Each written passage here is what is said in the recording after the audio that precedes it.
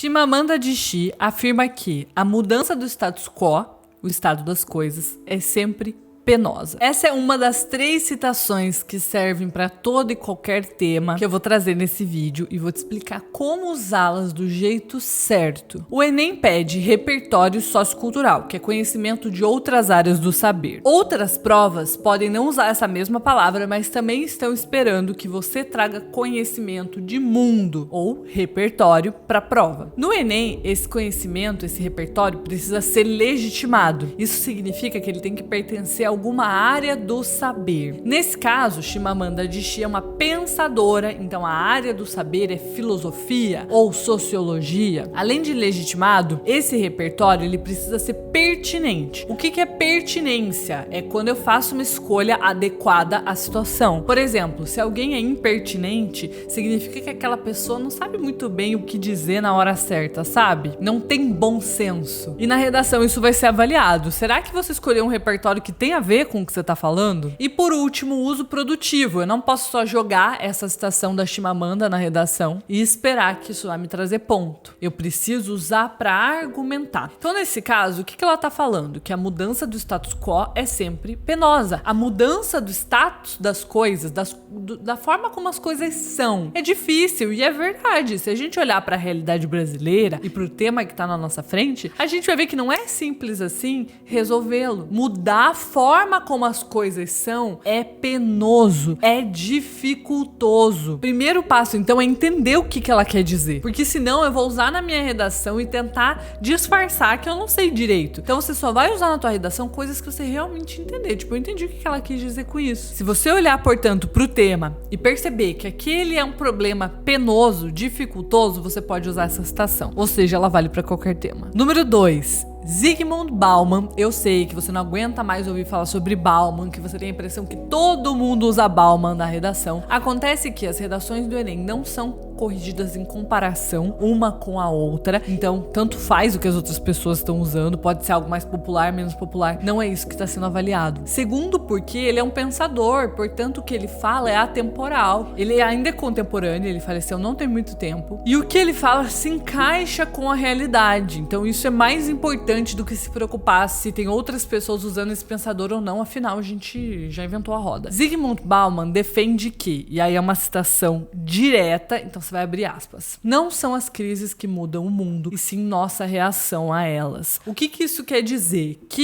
O que é a crise? É o problema que tá na tua frente no dia do Enem é uma crise, e não é ela que vai mudar o mundo, ou seja, não é o fato do problema existir que vai mudar o mundo, mas sim como que a gente reage, o que a gente faz perante aquele problema. Então vou dar o exemplo, o tema de 2019, a democratização do acesso ao cinema no Brasil. A crise o problema nem todo mundo tem acesso ao cinema no Brasil. Mas não é só esse problema existir que vai mudar o mundo, mas é o que a gente faz a partir disso. Por quanto tempo mais a gente vai ser uma sociedade que dá acesso à cultura apenas a determinados grupos, entende? Entendi, Luma, saquei o que Bauman quer dizer. Então você pode usar na sua redação. Se você se deparar com um tema que você tá vendo que tá existindo e não tá mudando nada de como as coisas acontecem, mas que se a gente tivesse uma reação diferente a isso, e quando eu falo a gente, é o governo, é a mídia, é a escola, é a família, é o indivíduo, esse problema poderia ser mudado, essa crise poderia ser mudada. Esse repertório, assim como os outros 2 desse vídeo, um que eu já falei e um que eu vou falar agora, é o que eu chamo de repertório padrão. Então lembra que eu te disse que o Enem espera que você use um repertório? A minha sugestão é que você não use qualquer repertório, e sim que você comece a usar desde agora repertórios que servem para qualquer tema, repertórios padrão, para que não chegue no dia do Enem, você tenha anotado 1000 citações que não servem para aquele tema. E o terceiro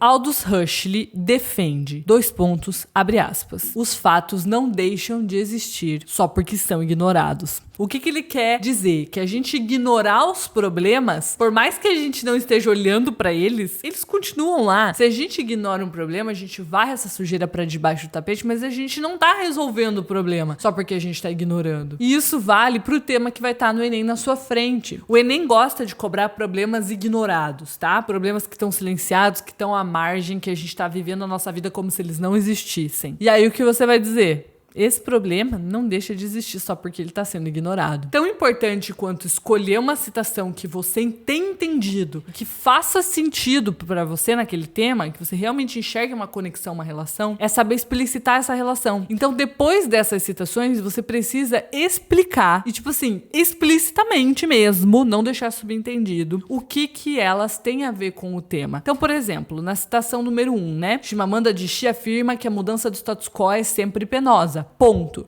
No próximo período, você tem que concordar com isso. Você vai dizer assim, de fato, percebe-se a dificuldade de mudar o estado do problema tal, tá? Então eu tô mostrando que essa citação da Chimamanda me levou a pensar. E não só que eu soquei ali porque eu acho que tem a ver. Vou dar o exemplo da segunda citação. Zygmunt Bauman defende que não são as crises que mudam o mundo, e sim nossa reação a elas. Ponto.